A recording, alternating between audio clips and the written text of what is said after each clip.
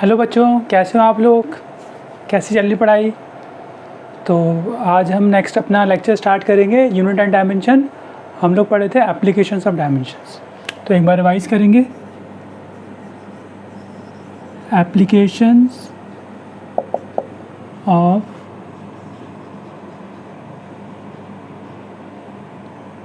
Dimension. तो सबसे पहले था एप्लीकेशन ऑफ डायमेंशन में सबसे पहले था to convert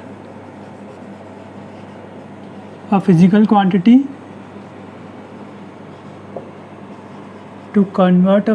quantity from one system of units to another. Second था बच्चों to check correctness of a equation. Third था to derive a relationship between different physical quantities. To derive relationship between different physical quantities। Okay, ये तीन applications हैं dimensions के। सबसे पहला अपन ने कर लिया था कल पिछली बार, to convert a physical quantity from one system to another. Suppose मेरे पास एक लेंथ दे रखी है। लेंथ कितनी दे रखी है? किसी भी बॉडी की लेंथ दे रखी है 5 मीटर। तो मैं इसको ऐसे भी लिख सकता हूँ 500 सेंटीमीटर। ठीक है, तो 5 क्या हुआ यहाँ पे 500 हो गया, और m क्या हो गया, सेंटीमीटर हो गया। तो न्यूमेरिकल वैल्यू बढ़ी तो यूनिट कम हुई। तो इसको मैं ऐसे लिख सकता हूँ, लेंथ क्या है, एक क्वांटिटी है, और यहाँ पे numerical value n1 u1 is equal to n2 u2। ऐसे लिख सकता हूँ, length is equal to 5 metre is equal to 500 centimetre. तो हमारे पास क्या आया, q is equal to n1 u1 is equal to n2 u2। अब अगर मैं इसको लिखूँ कि suppose let m1 l1 t1 be the l1 m1 l1 t1 be the fundamental units of mass, fundamental unit of mass, length and time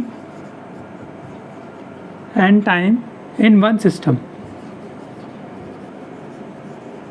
Okay, and let m2 t2 m2 l2 and t2 t2 be the fundamental unit of mass, length and time in another system.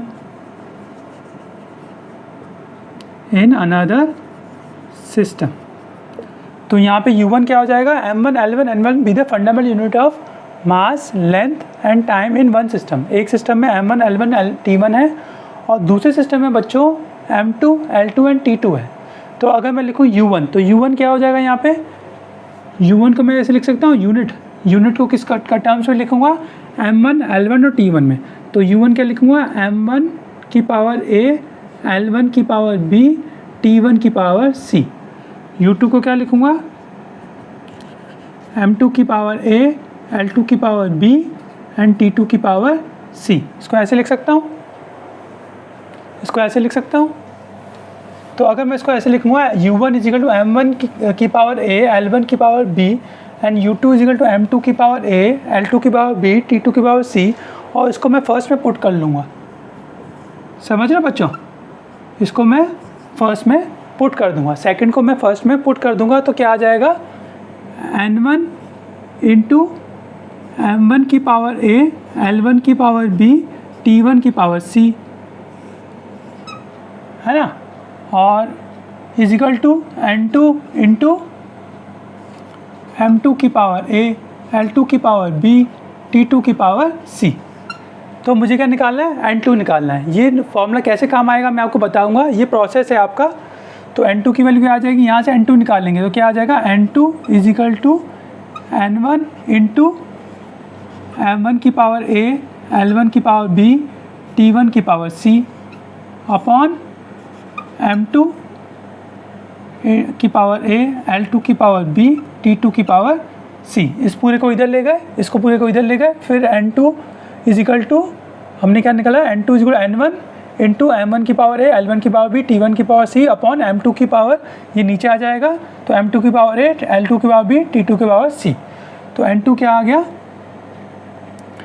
N2 is equal to N1 into M1 upon M2 की power A, L1 upon L2 की power B and T1 upon T2 की power C। ठीक है, तो ये दो system है, एक सिस्टम में M1, L1 और T1 है, दूसरे सिस्टम में M2, L2, T2 है। तो बच्चों आप क्या करेंगे, इन तीनों की वैल्यूज इसमें डालेंगे। A B C क्या है, डायमेंशंस हैं किसी भी क्वांटिटी के। जैसे मैंने लिखा कि फोर्स, तो फोर्स क्या होगा, M L T माइनस 2।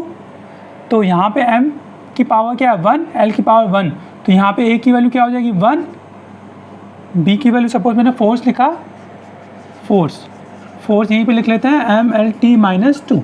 तो यहाँ पे M की वैल्यू 1 पावर 1, L की वैल्यू पावर 1 और T की पावर माइनस 2। तो यहाँ पे A की वैल्यू क्या हो जाएगी 1, B की वैल्यू 1 और C की वैल्यू माइनस 2। कैसे करेंगे अभी बताते हैं एक एग्जांपल करके कि कैसे हम लोग डायमेंशनल की हेल्प से किसी भी क्वांटिटी को एक सिस्टम से दूसरे सिस्टम में चेंज कर सकते हैं। सिस्टम हमें पता है कौन से सिस्टम होते हैं, मेन हमारे दो ही चलते हैं, MKS and SI and CGS। तो दो सिस्टम को हमें चेंज करना है। तो पहले कैसे करेंगे, सपोज मैंने आपको एग्जांपल करवाया था, कन्वर्ट 1 जूल इंटू ERG, अर्ग। ठीक है, तो जूल क्या है SI और अर्ग क्या है CGS, अर्ग क्या है CGS। तो जूल को SI को हमें CGS में कन्वर्ट करना है। तो सबसे पहले क्या करेंगे, दो कॉलम बनाएंगे SI एंड CGS।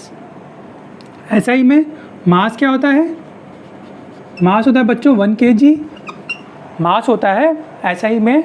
SI क्या है, सिस्टम इंटरनेशनल, उसको MKS भी बोलते हैं, मीटर किलोग्राम सेकंड। ठीक है, SI मतलब MKS मीटर किलोग्राम सेकंड। तो मास 1 kg है तो कितना हो जाएगा 1000 ग्राम। लेंथ बच्चों क्या है, लेंथ है 1 मीटर, MKS यानी मीटर किलोग्राम सेकंड, 1 मीटर, इसको मैं 100 सेंटीमीटर लिख सकता हूँ। टाइम सेकंड में, तो उसको मैं लिखूँगा 1 सेकंड, टाइम लिखूँगा मैं 1 सेकंड। ओके, CGS में क्या हो जाएगा, मास बच्चों CGS क्या होता है सेंटीमीटर ग्राम सेकंड, तो मास हो जाएगा 1 ग्राम। अच्छा, इसमें SI में वैल्यू क्या दे रखी है, N1 की वैल्यू दे रखी है, N1 की वैल्यू दे रखी है 1 जूल, तो 1 दे रखी है। ओके, तो बच्चों मास क्या हो जाएगा 1 ग्राम, लेंथ क्या हो जाएगी,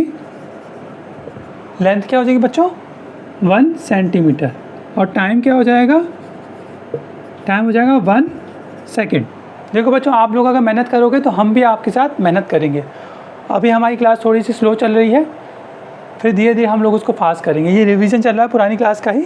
हमें अब N2 की वैल्यू निकालना है। आप लोग मेहनत करेंगे तो हम भी आपके साथ मेहनत करेंगे। और आप लोग डाउट भी पूछ सकते हो, मुझे मेल कर सकते हो, कोई भी डाउट हो तो आपके डाउट को सॉल्व करेंगे नेक्स्ट क्लास में।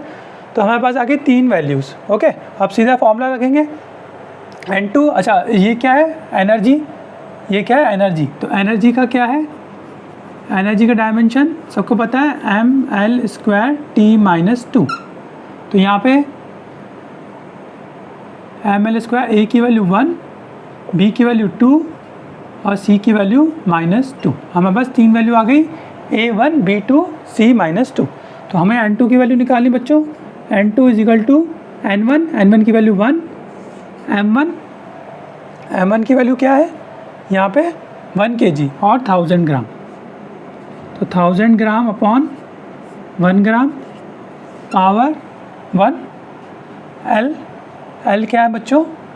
100 centimetre upon 1 centimetre power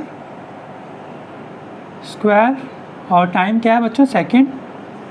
1 second upon 1 second power -2। तो क्या हो जाएगा? ग्राम से ग्राम कट जाएगा, सेंटीमीटर सेंटीमीटर कट जाएगा। ये हो जाएगा 10⁻³ इंटू 10⁻² इंटू 1 से 1 कट जाएगा, 1 की पावर -2 अगेन क्या हो जाएगा बच्चों? 1। तो ये 1 हो जाएगा। तो N2 क्या आ जाएगा? 10⁵ ठीक है। तो ये हमारा चेंज हो गया। जूल जो था SI में था, वो किस में चेंज हो गया? CGS में चेंज हो गया। किस में चेंज हो गया? CGS में चेंज हो गया। नेक्स्ट बच्चों करेंगे द वैल्यू ऑफ, एक और न्यूमेरिकल करेंगे। ये तो सिंपल हो गया। अब एक और न्यूमेरिकल करते हैं, इसको देखेंगे फॉर्मूले, इसको फॉर्मूले से कैसे किया, कैसे वैल्यू आई। सेम मेथड यूज़ करेंगे और आप अलग अलग न्यूमेरिकल इसमें सॉल्व कर सकते हैं।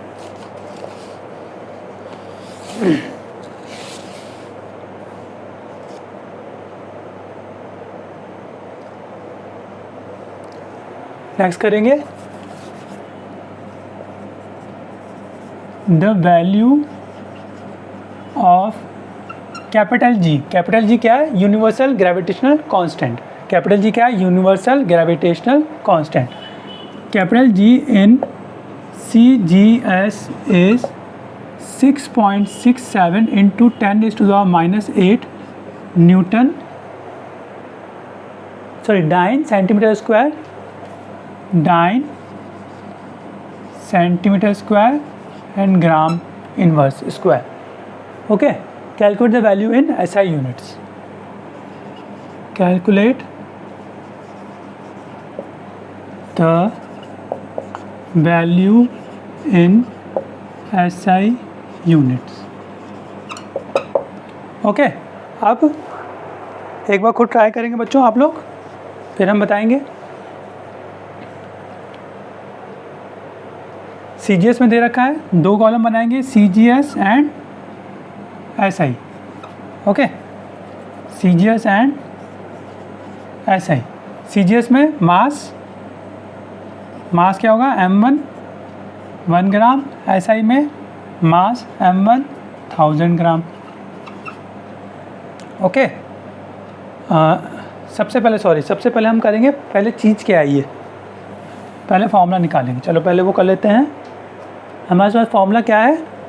F = G M1 M2 upon R²। हमें डायमेंशन याद नहीं है, कोई बात नहीं, अगर याद है तो पहले वो रखेंगे, याद नहीं तो भी कोई बात नहीं।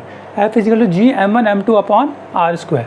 तो G क्या आ जाएगा बच्चों? G = FR² upon M1 M2।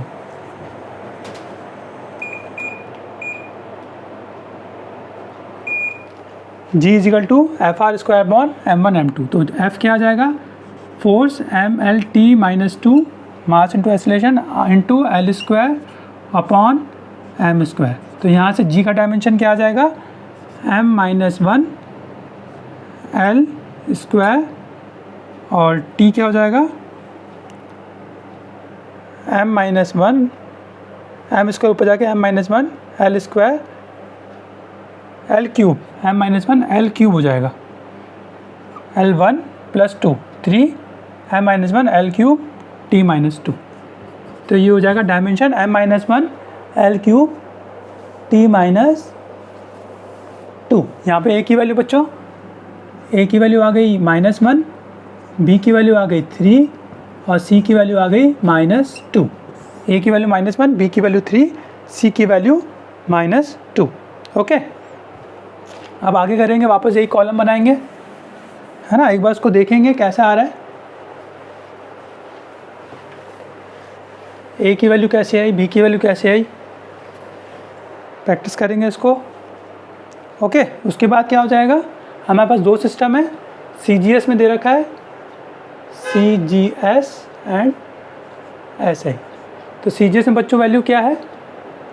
मास की वैल्यू M1 = 1 ग्राम लेंथ की value L1 is equal to 1 centimetre time T1 is equal to 1 second.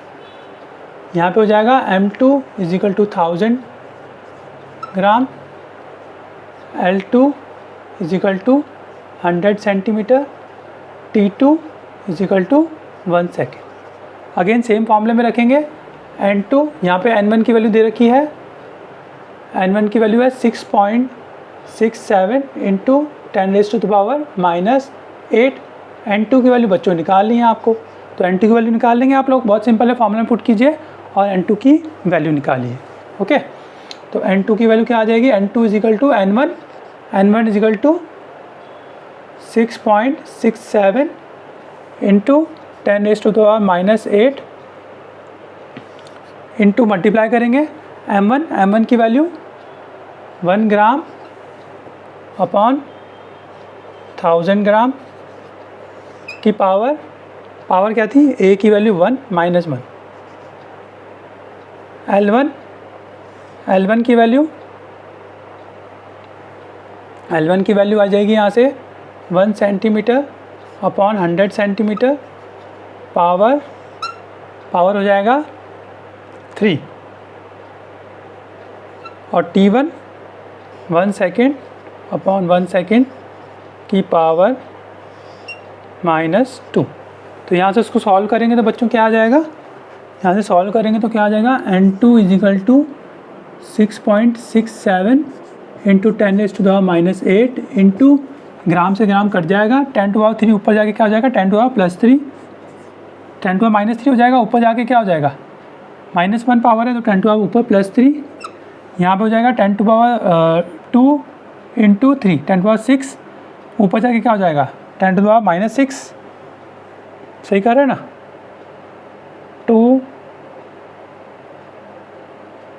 6 हो जाएगा, ऊपर जाके -6 हो जाएगा, देखते हैं। और ये हो जाएगा टाइम का 1। ओके, तो यहाँ से क्या आ जाएगा? -8 और -6 -14, -14 + 3 -11। तो N2 की वैल्यू क्या आ गई? 6.67 इंटू 10⁻⁻11 न्यूटन मीटर स्क्वायर पर kg square, newton metre square पर kg स्क्वायर। ओके, तो सिंपल है। इसको आप एक बार वापस रिवाइज करेंगे, एक बार करते हैं वापस। सबसे पहले क्या था? हमें g की वैल्यू दे रखी थी CGS में 6.67 इंटू 10⁻⁻8 डाइन सेंटीमीटर स्क्वायर ग्राम इनवर्स स्क्वायर। तो इसको हमें किस में कन्वर्ट करना था? SI यूनिट्स में। सबसे पहले हमने क्या करा? फॉर्मूला लिखा। सबसे पहले स्टेप 1 में क्या लिखेंगे? फॉर्मूला लिखेंगे, जो भी फॉर्मूला, फोर्स है या एक्सेलरेशन ड्यू टू ग्रेविटी, जो भी है। तो F की वैल्यू थी G m1 अपॉन, हमें G निकालना है। तो G का पहले डायमेंशंस निकालेंगे। G का डायमेंशन अगर याद है तो ये वाला स्टेप नहीं करेंगे, अगर थ्योरी है तो करेंगे, अगर न्यूमेरिकल है तो सीधा अगर ऑब्जेक्टिव है तो सीधा हम ये लिख लेंगे, ठीक है। लेकिन थ्योरी में आपको पूरा लिखना पड़ेगा। तो G का डायमेंशन आया m-1 L3 T-2। हमारे पास A की वैल्यू आई -1, B की वैल्यू आई 3 और C की वैल्यू -2। हमारे पास तीन वैल्यू आ गई। फिर हमने सेकंड स्टेप में क्या करा? फर्स्ट स्टेप में ये करा, सेकंड स्टेप में हमने ये निकाला। स्टेप बाय स्टेप करेंगे, आपको स्टेप्स के मार्क्स मिलते हैं बोर्ड्स में। थर्ड स्टेप में क्या करा? हमने CGS और SI दोनों को 2 कॉलम बनाए और तीनों की वैल्यू लिखी, मास, लेंथ और टाइम की, मास, लेंथ, टाइम और N1 की। N2 हमें निकालना है। N2 की वैल्यू रखी N1 इंटू M1/M2 की पावर A, L1/L2 की पावर B, T1/T2 की पावर C। तो तीनों की वैल्यू रखने के बाद क्या आया? N2 is equal to this into this into this. Calculation करी and we get the answer 6.67 into 10⁻⁻11 newton metre square पर kg square. 6.67 into 10⁻⁻11 newton metre square पर kg स्क्वायर। चलिए एक और न्यूमेरिकल करेंगे आप लोग। The surface tension of water is 72 dyne per centimetre. The surface tension of water is 72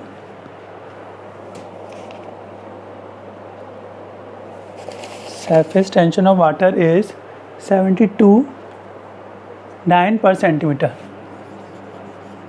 ग्राम पर centimetre, calculate express it in SI units, express it in SI units. ठीक है, तो खुद सॉल्व करेंगे, 1 मिनट मैं दे रहा हूँ आपको, 1 मिनट, अब फटाफट आप सॉल्व करेंगे इसे।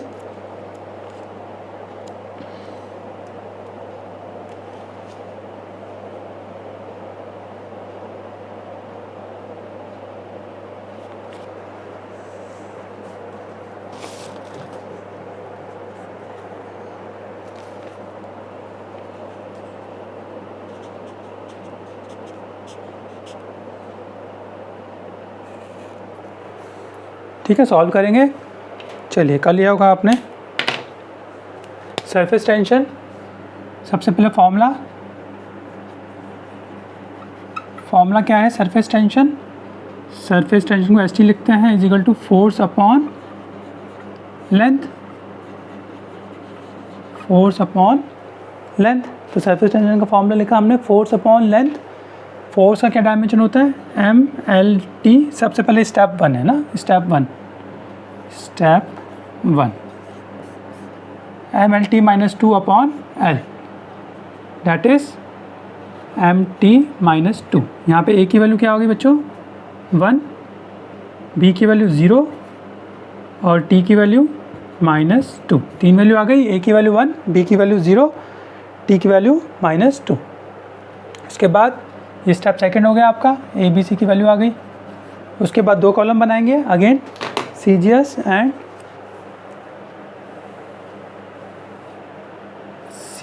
SKI, 2 कॉलम बनाएंगे।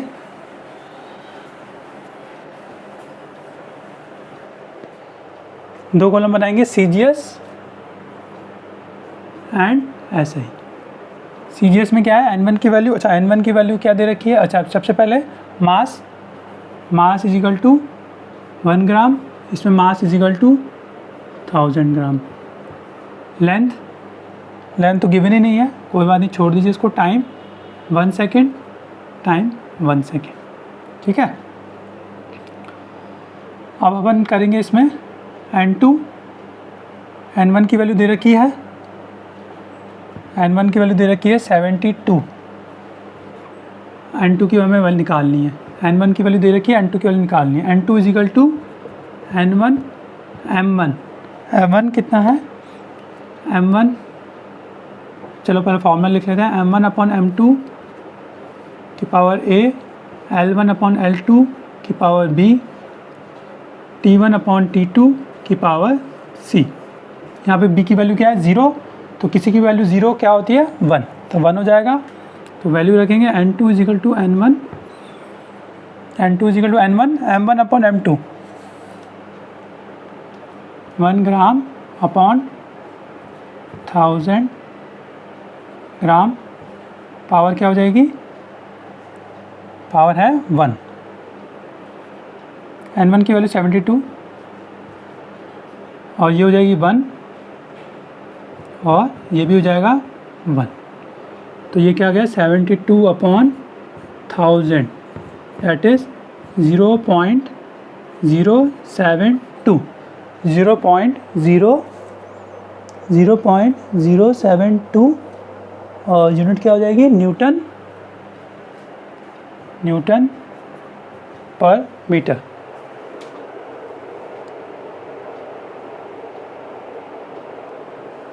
ठीक है बच्चों, आगे समझ में? सिंपल किया। सबसे पहले फॉर्मूला लेगा सरफेस टेंशन का, फोर्स अपॉन लेंथ। उसके बाद स्टेप सेकंड में क्या करा? A1 A, B और C की वैल्यू निकाल ली हमने। ठीक, T की वैल्यू क्या करी? C है ना, C A B C की वैल्यू निकाल ली हमने। उसके बाद simple CGS SI step third में और हमने फॉर्मूला लग के इसकी वैल्यू को हमने निकाल लिया। ओके, तो इस तरह के न्यूमेरिकल आपके इसमें आते हैं बेसिक NCERT में, और इसको आप ऑल सॉल्व करेंगे। एक और न्यूमेरिकल करते हैं, एक और थोड़ा ट्रिकी न्यूमेरिकल है। Find the value of 60 gram, find the value of 60। एक और न्यूमेरिकल करते हैं, बहुत अच्छा है। Find the value of 60 joule पर, ये बिल्कुल अलग है न्यूमेरिकल, 60 जूल पर minute on a system that has 1000 gram 100 centimeter and 1 minute as the base units। Okay बच्चों, खुद करेंगे एक बार 1 मिनट के लिए।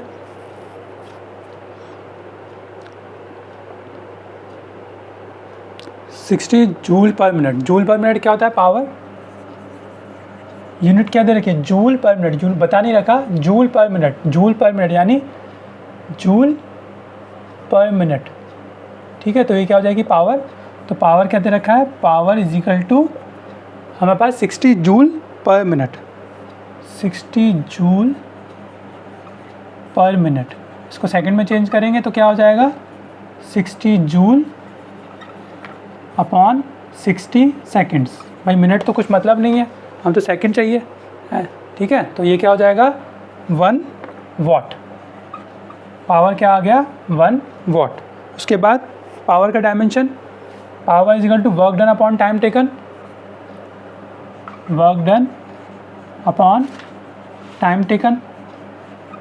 तो वर्क डन का dimension ml² t-2 upon time t, that is ml² t-3। यहाँ पे a की वैल्यू आ गई 1 बच्चों, b की वैल्यू आ गई 2 और c की वैल्यू आ गई -3। a की वैल्यू 1, b की वैल्यू 2, c की वैल्यू -3।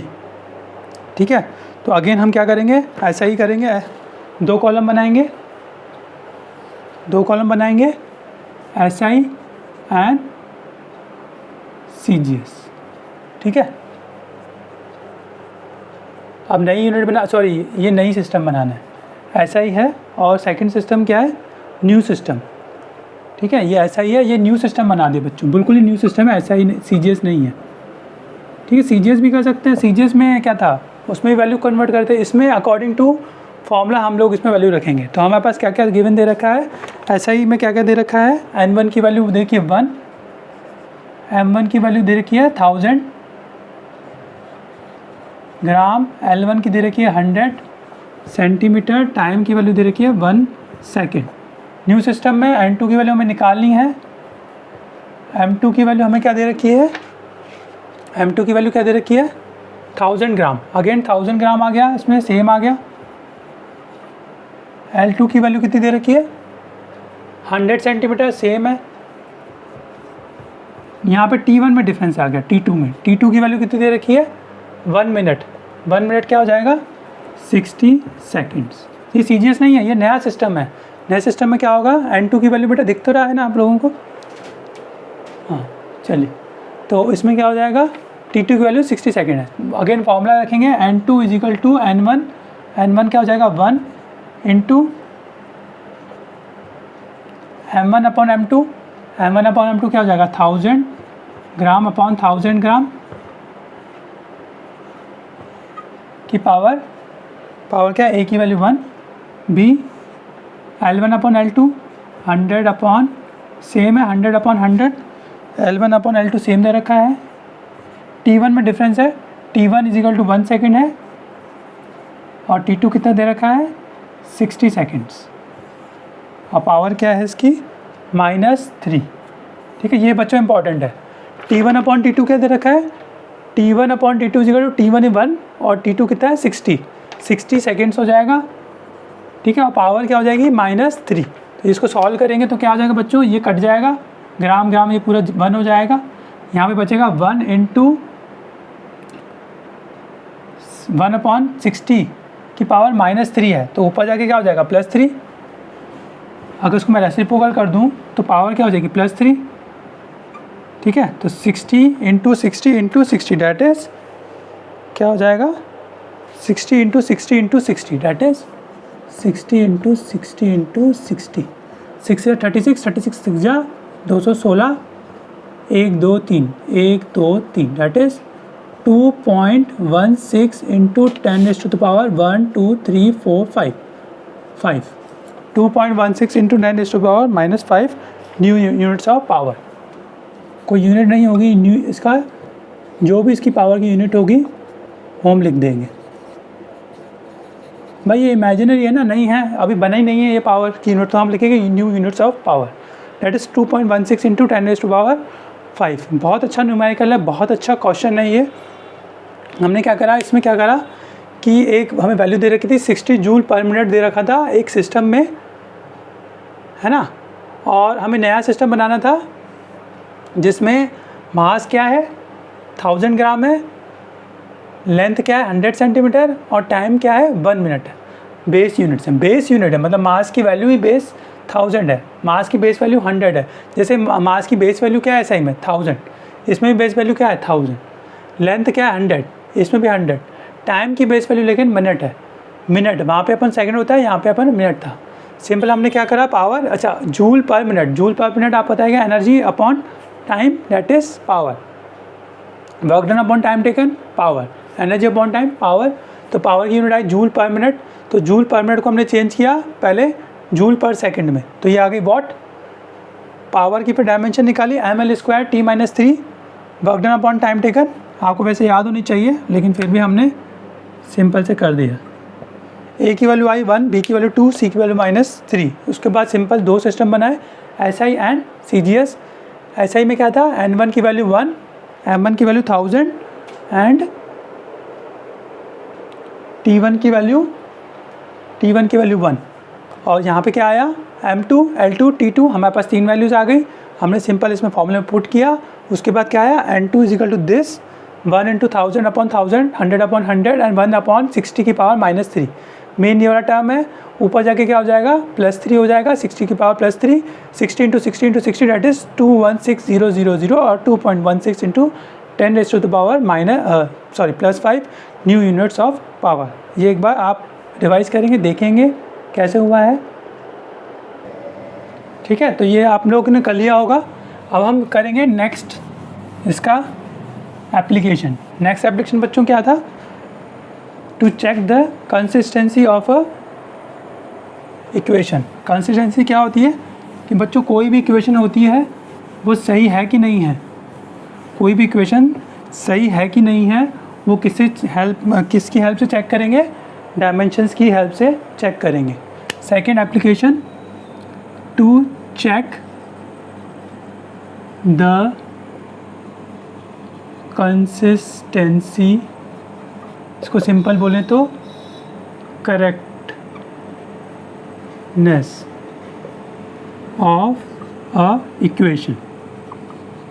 उसको किसकी हेल्प से चेक करेंगे, डायमेंशंस की हेल्प से चेक करेंगे। डायमेंशंस की हेल्प से चेक कैसे करेंगे, जैसे सपोज मेरे पास एग्जांपल है, एग्जांपल मैंने लिया v is equal to u plus 80, एक इक्वेशन है, मुझे चेक करना है कि ये डायमेंशनल करेक्ट है कि नहीं है। तो मैं क्या करूँगा, ये वाला टर्म और ये वाला टर्म, इन तीनों के अलग अलग डायमेंशंस निकालूंगा। अगर तीनों के डायमेंशंस सेम आ रहे हैं तो इक्वेशन क्या है, डायमेंशनली करेक्ट है, अदरवाइज़ ये इक्वेशन डायमेंशनली रॉन्ग है। ओके, तो मैं चेक करता हूँ। सबसे पहले LHS में लेफ्ट हैंड साइड में हमारे पास v है, v का डायमेंशन LT-1। RHS में हमारे पास क्या क्या है, एक तो हमारे पास है u का डायमेंशन, वेलोसिटी अगेन LT-1, और हमारे पास है AT क्या है, acceleration LT-2 into t that is LT-1। तो हमारे पास क्या आ गया बच्चों, 3 डायमेंशन आ गए, LT-1, LT-1, LT-1। इसका मतलब क्या है, इक्वेशन क्या है, डायमेंशनली, इस वर्ड को ध्यान रखेंगे, डायमेंशनली करेक्ट है। ओके, अच्छा सपोज इस इक्वेशन में मैं ऐसा कर देता u plus half 80। Okay, suppose मैं इस इक्वेशन में मैं ऐसा लिख दूँ u प्लस हाफ 80, तो ये क्या इक्वेशन गलत हो जाएगी, नहीं, ये इक्वेशन क्या रहेगा, v is equal to u plus half 80 कर दिया, तो इसमें क्या हुआ बच्चों, v is equal to u plus half 80। तो ये इक्वेशन डायमेंशनली तो करेक्ट है। अगर मैं डायमेंशन निकालूंगा, क्योंकि कांस्टेंट है, कांस्टेंट का कोई डायमेंशन होता नहीं है, तो हमारे पास क्या हो जाएगा, v का डायमेंशन, u का डायमेंशन और 80 का डायमेंशन, तीनों का डायमेंशन क्या है बच्चों, सेम है। तो ये इक्वेशन क्या है, this equation is dimensionally correct, dimensionally correct, correct. But mathematically हमें पता है जो एक्सपेरिमेंट्स करते हैं साइंटिस्ट, उसके अकॉर्डिंग ये एक रॉन्ग इक्वेशन है। क्या है, wrong, mathematically wrong, dimensionally correct but mathematically wrong. चलिए एक और न्यूमेरिकल करेंगे इसमें, तब आपका थोड़ा डाउट क्लियर होगा। चलिए चेक कीजिए कि ये वाली इक्वेशन डायमेंशनली करेक्ट है कि नहीं है। S is equal to u t plus half a t square, खुद करेंगे। S is equal to u t plus half a t square. चलिए करते हैं। डायमेंशन ऑफ LHS क्या है, S is equal to L। Dimension of UT क्या हो जाएगा, LT minus 1 into T, that is again dimension of L, and third is AT square, तो क्या हो जाएगा, LT minus 2 into T square, तो क्या हो जाएगा L। तो इसका मतलब क्या है, this equation is dimensionally correct. Okay, तो इस तरीके से आप चेक करेंगे, एक नोट डाल के लिखेंगे।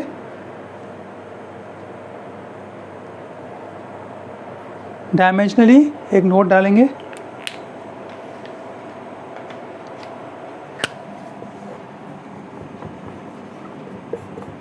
डायमेंशनली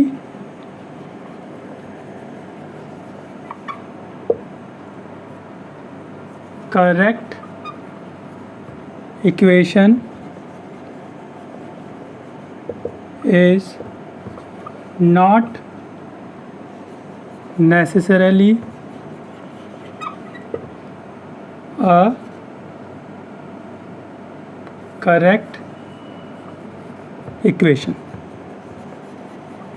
इसका मतलब क्या हुआ बच्चों, कोई भी इक्वेशन करेक्ट कब होगी, जब वो डायमेंशनली और मैथमेटिकली दोनों सही हो। ठीक है, मतलब अगर डायमेंशनली रॉन्ग होगी तो वो मैथमेटिकली भी रॉन्ग होगी, लेकिन अगर वो डायमेंशनली सही है तो ज़रूरी नहीं है वो मैथमेटिकली भी सही हो। जैसे मैंने लिखा, इस इक्वेशन को मैंने वापस फॉर्म में लिखूं, इस इक्वेशन को वापस में लिखूं, S is equal to u t plus half a t square. तो हाफ ए टी स्क्वायर को मैंने हटा दिया, तो इसका मतलब ये डायमेंशनली क्या है, डायमेंशनली करेक्ट है, बट मैथमेटिकली क्या हो गई, रॉन्ग। ओके, अगर सपोज मैं क्या करता, इस इक्वेशन को थोड़ा सा अलग से कर देता, मैं क्या कर लिखता, S is equal to u t square plus half a t square, इसको ऐसे लिखता, u t square plus half a t square. तो सबसे पहले मैं डायमेंशनल चेक करूँगा, डायमेंशनली क्या हो गया, यू टी स्क्वायर क्या आ गया, L T minus 1 into T square, तो ये क्या हो गया, एल टी, ये एल हो गया, ये एल टी हो गया, ये एल हो गया, ये एल टी हो गया, ये एल हो गया। ओके, तो हमारी क्या है, डायमेंशनली करेक्ट हो गई। तो इक्वेशन क्या है, डायमेंशनली करेक्ट, तो मैं इसको मैथमेटिकली चेक ही नहीं करूँगा, क्योंकि डायमेंशनली करेक्ट इनकरेक्ट है, सॉरी, डायमेंशनली अगर इनकरेक्ट है तो मैथमेटिकली तो करेक्ट हो ही नहीं सकती, लेकिन अगर डायमेंशनली करेक्ट है तो मैथमेटिकली वो रॉन्ग भी हो सकती है। तो पहले डायमेंशनली चेक किया, डायमेंशनल गलत हो गया, तो भाई इक्वेशन डायमेंशनली मैथमेटिकली सब गलत है। ओके, समझ में आया बच्चों डिफरेंस। तो ये नोट करेंगे, dimensionally correct equation is not necessarily a correct equation, but dimensionally wrong equation, dimensionally wrong equation is mathematically wrong, mathematically भी रॉन्ग होगी वो।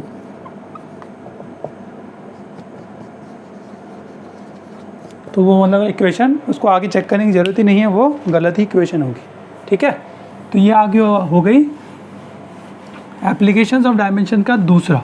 कुछ और इक्वेशन हम चेक करेंगे, आप घर के लिए थोड़ा मैं आपको दे रहा हूँ, इसको आप चेक करेंगे, फटाफट कर लेते हैं। Check whether the following equation are dimensionally correct और not. Check whether the following equations are, check whether the equations are dimensionally correct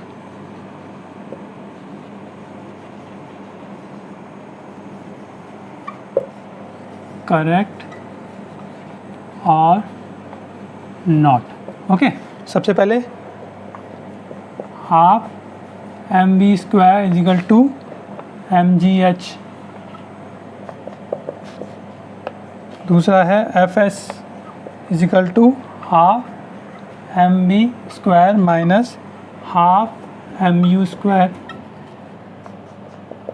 third है tau is equal to I alpha. ठीक है, ये आप चेक करेंगे, होमवर्क है आपका। एक और है, एक दो और दे देते हैं।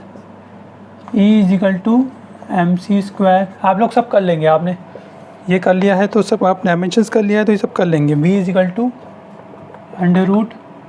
√p/ρ। नेक्स्ट है van der Waals equation.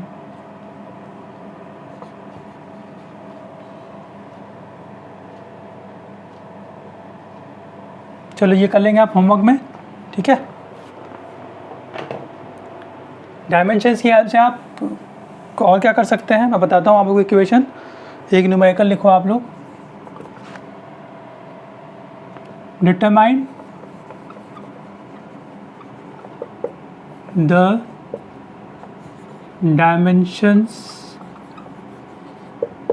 Dimension of A and B,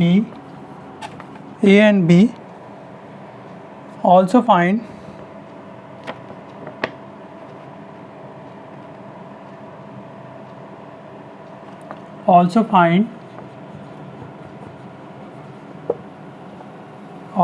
SI value of A and B।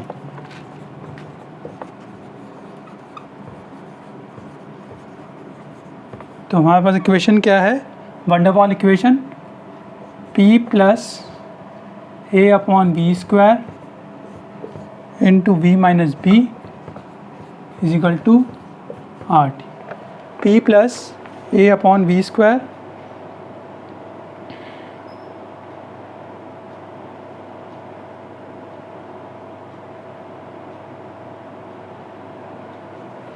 इसको सॉल्व करेंगे। इसमें वैल्यू क्या क्या दे रखी है,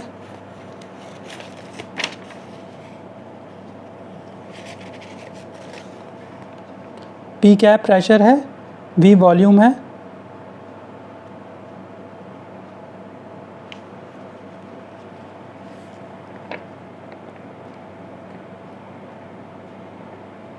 P प्रेशर है, V वॉल्यूम है। P pressure, V volume, T temperature. ठीक है, सॉल्व करेंगे, सिंपल है। क्या अकॉर्डिंग डायमेंशंस की हेल्प से हम लोग कैसे सॉल्व करेंगे इसे,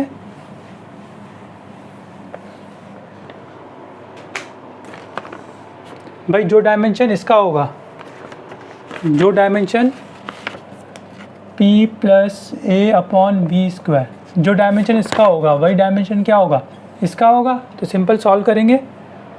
सॉल्व कैसे करेंगे, P is equal to A/B² का डायमेंशन सेम होगा।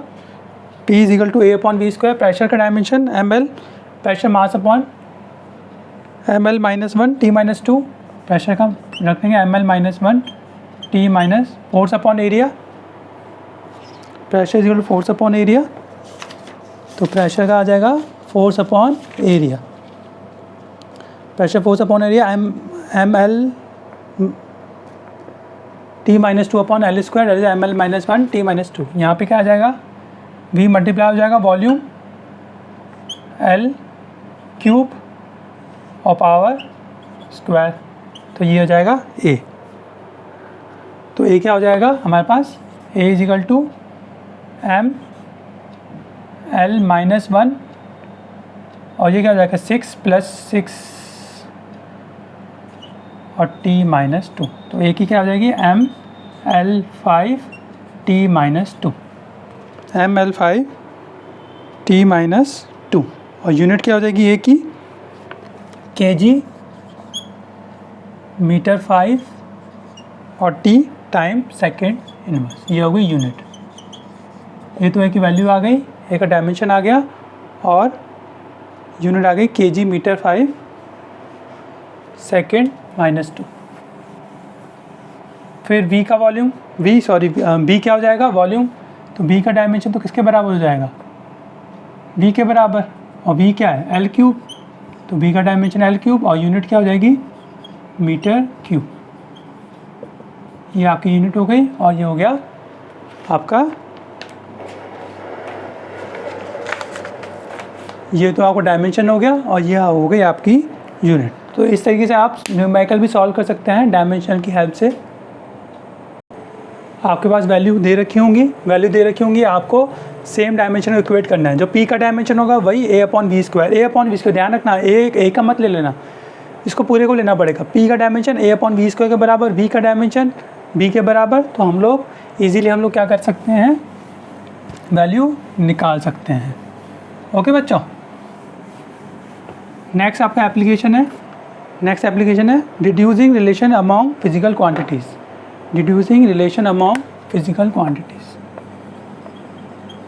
नेक्स्ट एप्लीकेशन आपका third application, deducing relation among physical quantities.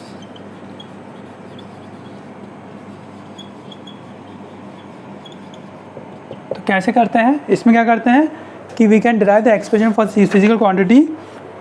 इसकी हेल्प से हम डायमेंशन की हेल्प से कैसे कर सकते हैं, हम किसी भी क्वांटिटी का एक्सप्रेशन हम निकाल सकते हैं। अगर हमें पता हो कि वो क्वांटिटी किस किस पे डिपेंड करेगी। ठीक है, तो लिखेंगे वी कैन डिराइव एक्सप्रेशन। अभी आपको बच्चों समझ में आ जाएगा, थोड़ा कन्फ्यूज़न हो रहा होगा। Expression for a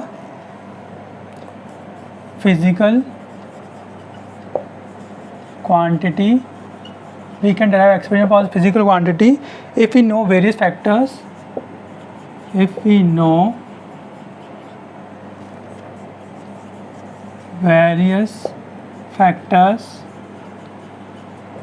on which it depends.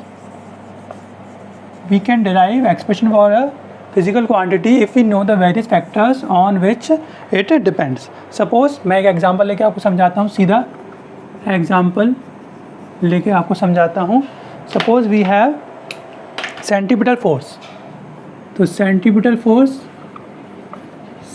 Force किस पे डिपेंड करता है बच्चों, centripetal force F is equal to mvr होता है। तो हमें अभी नहीं पता कि फॉर्मूला क्या होता है, हमें पता है कि मास पे डिपेंड करता है, v पे डिपेंड करता है और r पे डिपेंड करता है, मास, वेलोसिटी और r। तो मुझे पता है सेंटीमीटर फोर्स किस पे डिपेंड करता है, मास पे, तो m की पावर a लिख लूँगा। फिर मुझे पता है सेंटीमीटर फोर्स किस पे डिपेंड करता है, v पे, तो v की पावर b लिख लूँगा। फिर मुझे पता है सेंटीमीटर फोर्स किस पे डिपेंड करता है, r पे, तो r की पावर c लिख लूँगा। ठीक है, डायमेंशन की हेल्प से हम लोग कैसे फॉर्मूला निकाल सकते हैं। हमें तीनों का पता है कि m पे डिपेंड करता है, v पे डिपेंड करता है, v यानी वेलोसिटी है ना, v velocity, mass velocity and जो भी है रेडियस, जो भी है इसका डिस्टेंस, रेडियस। ठीक है, तो हम तीनों को कंबाइन करेंगे तो क्या आ जाएगा, F is directly proportional to m की पावर a, v की पावर b एंड r की power c। Constant proportional sign हटता है बच्चों, आपको पता होगा कि जब भी प्रोपोर्शनल साइन हटता है तब एक कांस्टेंट जनरेट होता है। कौन सा जनरेट होता है, कांस्टेंट। तो F is equal to k, m की पावर a, v की पावर b, r की पावर c। ठीक है, m की पावर a, b की पावर l की पावर b एंड g की पावर, सॉरी क्या आ गया, हाँ, m की पावर a, v की पावर b एंड r की पावर c। के कांस्टेंट है तो के कांस्टेंट का कोई डायमेंशन नहीं होगा। अब हम इसको इक्वेट करेंगे फोर्स का डायमेंशन क्या होता है MLT-2, ठीक है। इसको यहाँ पे करते हैं, इसको इक्वेट करेंगे MLT-2 और यहाँ पे क्या हो जाएगा बच्चों, अभी के को कांस्टेंट को हटा देते हैं, मास m का डायमेंशन आपको पता है कैपिटल M जो मास है, फिर v क्या है वेलोसिटी LT-1 की पावर b और r क्या हो जाएगा डिस्टेंस यानी लेंथ हो जाएगा r की पावर c। तो MLT-2 इक्वल टू m की पावर a LT-1 की पावर b और l की पावर c। यहाँ पे हम बनाएंगे m की पावर आ जाएगा a, l की पावर यहाँ पे b आ जाएगा और यहाँ से c भी प्लस हो जाएगा और सॉरी b और t की पावर क्या आ जाएगा -b। m की पावर a, l की power b plus c and t की पावर -b। अब इसको कंपेयर करेंगे LHS और RHS को, ये LHS में RHS में है तो m की पावर यहाँ 1 है, यहाँ 1 l की पावर 1 है और t की पावर -2 है। तो यहाँ से a की वैल्यू कितनी आ जाएगी, a की वैल्यू m की जो वैल्यू है उसके बराबर 1, b की वैल्यू जो t की वैल्यू है b plus c is equal to क्या हो जाएगी 1 और यहाँ से आएगी -b की वैल्यू -2, ठीक है। तो यहाँ से हम निकालेंगे b की वैल्यू 2 आ जाएगी और b की वैल्यू इसमें डालेंगे 2 तो c की वैल्यू क्या आ जाएगी 2 इधर चला जाएगा 1 - 2 दैट इज -1। तो a की वैल्यू 1 आ गई, b की वैल्यू 2 और c की वैल्यू -1। सीधा फॉर्मूले में पुट करेंगे तो क्या आ जाएगा F इजिकल टू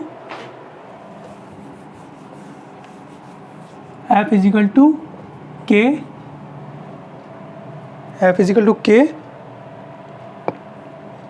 m की पावर 1 v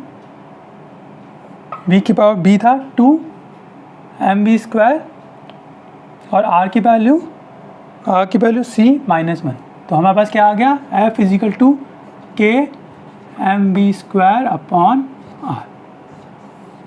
तो ये आ गया आपका सेंटीमीटर फोर्स की वैल्यू। K की वैल्यू अप्रॉक्सीमेटली 1 होती है तो हमारे पास फॉर्मूला आ जाएगा K कांस्टेंट जो भी बाद में उसकी वैल्यू जो साइंटिस्ट ने कैलकुलेट करी वो अगर K की 1 है या कुछ भी है तो वो हम इसमें पुट कर लेंगे, लेकिन F इजिकल हमारे पास फॉर्मूला आ गया K mv square upon r। तो इस तरीके से हम डायमेंशन के हेल्प से इक्वेट करके हम लोग उसकी पावर की वैल्यू निकाल सकते हैं अगर हमें पता हो कि वो क्वांटिटी किस किस फैक्टर्स पे डिपेंड करती है, ठीक है। एक और न्यूमेरिकल करेंगे, इसको समझेंगे पहले कि क्या है, हुआ क्या है। F is equal to K mv square कैसे आया, A B C की वैल्यू निकली, उसके बाद हमने A B C की वैल्यू फार्मूला में पुट करी और जिस फैक्टर पे डिपेंड कर रहा था वो किया, उसके बाद हमारे पास आ गया, ठीक है। अब हम सेकंड करेंगे सिंपल पेंडुलम का एग्जाम्पल। सिंपल पेंडुलम सबको पता है, ऐसा होता है सिंपल पेंडुलम। इसमें एक होती है लेंथ, एक होता है मास और दूसरा क्या होता है एक्सेलरेशन टू ग्रेविटी। एक ग्रेविटी होती है, एक L होता है, एक मास होता है, एक जो नीचे फोर्स लगती है दैट इज ग्रेविटी फोर्स, ठीक है। तो time period of A pendulum किस किस पे डिपेंड करता है, time period of a simple pendulum depends on length of a pendulum, mass of the bob and acceleration due to gravity, ठीक है। तीनों को कंबाइन करेंगे, तीनों को कंबाइन करने के बाद क्या आ जाएगा, T is directly proportional to M into G into L। Okay, अब आप इसको वो करेंगे, कांस्टेंट जनरेट होगा KMGL। ओके, अब इसको वो इक्वेट करेंगे, T का डायमेंशन T की पावर 1 टाइम पीरियड, ठीक है। K कांस्टेंट है, इसको अभी हटा देंगे। मास का डायमेंशन 1, मास की वैल्यू क्या हो जाएगी यहाँ पे 1, मास की पावर a, ठीक है। g क्या है, acceleration due to gravity, LT minus 2 की पावर LT माइनस 2, कुछ गड़बड़ हुई क्या, L MLT, अच्छा MLT होता है, MLT MLG कर लेते हैं, LT माइनस 2, सॉरी L आ गया, L M L, वो कोई दिक्कत नहीं है, तो इक्वेट करेंगे जब हो जाएगा। और T का हो जाएगा आपका, सॉरी L और G क्या हो गया, एक्सीलरेशन ड्यू टू ग्रेविटी की पावर C। MLT करते हैं, कोई बात नहीं, इसको जो भी होगा वैसे उसमें भी गलत नहीं होता। इक्वेट करेंगे तो कैसे हो जाएगा, यहाँ पे आ गया A की वैल्यू, A का कुछ है ही नहीं, इसको सॉल्व करेंगे तो M की वैल्यू A, L की value B plus C, T की वैल्यू माइनस 2C। ओके, तो A की वैल्यू क्या हो जाएगी बच्चों, A की value 0, B plus C is equal to again 0, और minus 2C is equal to minus 2C is equal to 1। तो C की वैल्यू क्या आ जाएगी, C की वैल्यू माइनस 1/2, और C की वैल्यू उसमें करेंगे B में रखेंगे, तो B की वैल्यू क्या आ जाएगी 1/2। तो हमारे पास 3 वैल्यू आ गई, A की वैल्यू 0, B की वैल्यू 1/2, C की वैल्यू माइनस 1/2। तो उसको रखेंगे इसमें फॉर्मूले में रखेंगे तो क्या हो जाएगा, T is equal to K MLG, formula क्या बना था MLG, K L की वैल्यू M की पावर A, L की पावर B, G की पावर C। ओके, तो M हो गया 0, K M की वैल्यू 0, L की वैल्यू 1/2, और G की वैल्यू माइनस 1/2, और कांस्टेंट K की वैल्यू यहाँ पे क्या निकली है 2 पाई। तो की T क्या आ जाएगा 2 पाई इंटू L की पावर 1/2 इंटू G की पावर माइनस 1/2। तो ये नीचे आ जाएगा, और अपनी वैल्यू क्या आ जाएगी 2 पाई √L, और G की पावर माइनस 1/2 तो नीचे आ जाएगा T0 2 पाई √L/G। यानी टाइम पीरियड किस पे डिपेंड नहीं करता, मास पे डिपेंड नहीं करता, क्योंकि मास की टर्म तो हमारी कैंसिल हो गई, मास की टर्म तो बच्चों कैंसिल हो गई, तो मास पे डिपेंड नहीं करता time period of a simple pendulum. तो बच्चों ये अपनी क्लास हो गई। आज हमने एप्लीकेशन ऑफ डायमेंशंस कर लिए हैं। एप्लीकेशन ऑफ डायमेंशन बच्चों आप लोग और प्रैक्टिस कर सकते हो, किसी भी आप फॉर्म बुक में से जो भी आप यूज़ करते हो उसमें से और यूज़ कर सकते हो। वैसे मैंने आपको सारे मेथड बता दिए हैं, आप इजीली सॉल्व कर सकते हो। आप अपने ऊपर कॉन्फिडेंस रखिए, क्वेश्चन देखिए, उसका सॉल्यूशन मत देखिए, क्वेश्चन देखिए, कम से कम उसको 5 मिनट ट्राई कीजिए। आपको नहीं आ रहा तो भी 5 मिनट 6 मिनट 7 मिनट उसको ट्राई कीजिए। शुरू में आप ऐसी हैबिट बनाइए कि उसको क्वेश्चन को बिना देखे आपको उसको सॉल्व करना है, तभी आप आगे न्यूमेरिकल सॉल्व कर पाएंगे। आप हाथों हाथ क्या करते हैं, एग्जांपल्स करते हैं। एग्जांपल्स में क्या होता है, सॉल्यूशन हैंड टू हैंड होता है, तो आप अपना माइंड यूज़ करते ही नहीं है और उसको आप देख देख के सॉल्व करते जाते हैं। उससे आपकी जो आपका क्वेश्चन करने की एबिलिटी है वो नहीं बढ़ेगी। आपको मैंने फार्मूला सब पता है, सबसे पहले आप फार्मूला लिखिए, कौन सा फार्मूला लग रहा है, कैसा निकल रहा है, उसमें आंसर सही गलत हो रहा है। जैसे शुरू में आपने 10 क्वेश्चंस ले लिए, 10 क्वेश्चंस करिए, इसके आप डायमेंशंस के आप 10 क्वेश्चन, जो 3 आप मैंने एप्लीकेशंस कराए हैं उसके आप 10 क्वेश्चंस कीजिए। 10 क्वेश्चंस करने के बाद आप उसके आंसर्स देखिए, आंसर देखिए, अब फिर आप एवेलुएट कीजिए कि आपके कितने सही हैं कितने गलत हैं, और उसके बाद आप उसको फिर जो आपके गलत हुए हैं उसको सही कीजिए। जो सही हैं वो तो सही हैं, जो गलत हैं उनको आप देखिए कौन सी मिस्टेक हुई है, फिर आपसे वाली मिस्टेक नेक्स्ट टाइम नहीं होगी। ठीक है, तो आप पढ़ाई कीजिए और मेहनत कीजिए, फुल मेहनत कीजिए। अब तो सेशन भी स्टार्ट मिडिल हो गया है और हम थोड़ा स्लो चल रहे हैं, कोई बात नहीं, अब थोड़ा सा धीरे धीरे फास्ट करेंगे। ओके, चलिए पढ़ते रहिए, बेस्ट ऑफ लक। और कोई आपको डाउट हो तो आप pcmclouds@gmail.com, आप नीचे आप डिस्क्रिप्शन में आपको मेरा मिल जाएगा लिंक, और मुझे मेल करके आप मुझे अपने या तो आप कोई समझ में नहीं आ रही है या मेरी स्पीड फास्ट लग रही है, आप मुझे रिव्यू दे सकते हैं, और कोई डाउट है तो वो भी क्लियर कर सकते हैं, आपको मेल में उसका रिप्लाई मिल सकता है। ठीक है, चलिए मेहनत करते जाइए, best of luck, thank you.